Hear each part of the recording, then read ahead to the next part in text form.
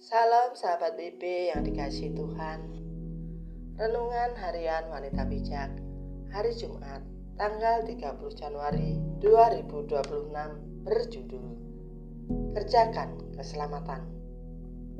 Pembacaan firman Tuhan diambil dari kitab Filipi pasal 2 ayat 12 sampai 16. Marilah sebelum kita membaca firman Tuhan, kita berdoa terlebih dahulu. Bapa kami yang di surga, dalam nama Tuhan Yesus Kristus, kami mengucap syukur untuk anugerah keselamatan yang Kau berikan pada kami. Terima kasih Tuhan untuk kasih karunia-Mu. Kami bisa mendengarkan firman-Mu kembali. Biarlah firman-Mu menjadi rema dalam hidup kami dan mampukan kami melakukannya. Haleluya. Amin. Sahabat BB, pembacaan dari kitab Filipi pasal 2 ayat 12 sampai 16. Kitab Filipi pasal 2 ayat 12 sampai 16.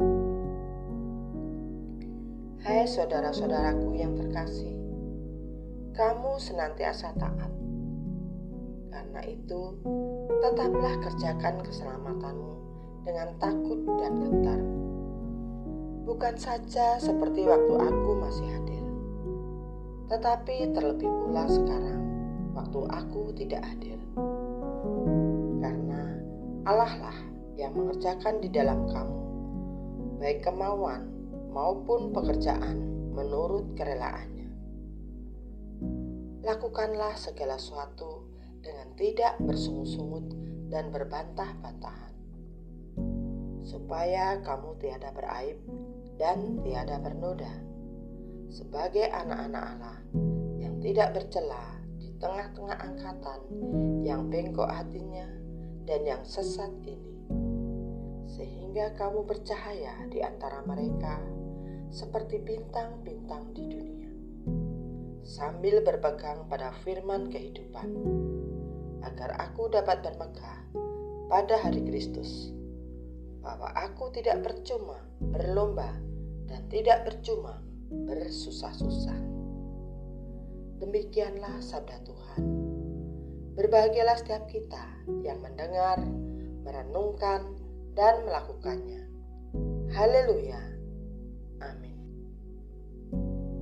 Sahabat BB yang dikasihi Tuhan, bacalah ayat-ayat bacaan hari ini dan temukan nasihat Tuhan di dalamnya bagimu secara pribadi.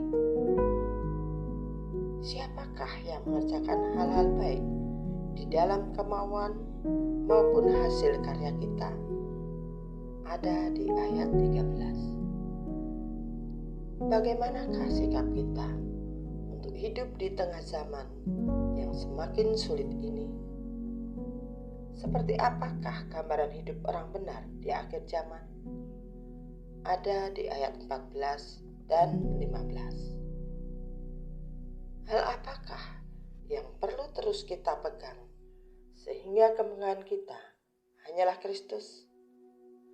Ada di ayat 16. Sahabat BB, sebuah nasihat yang relate dengan kondisi zaman saat ini.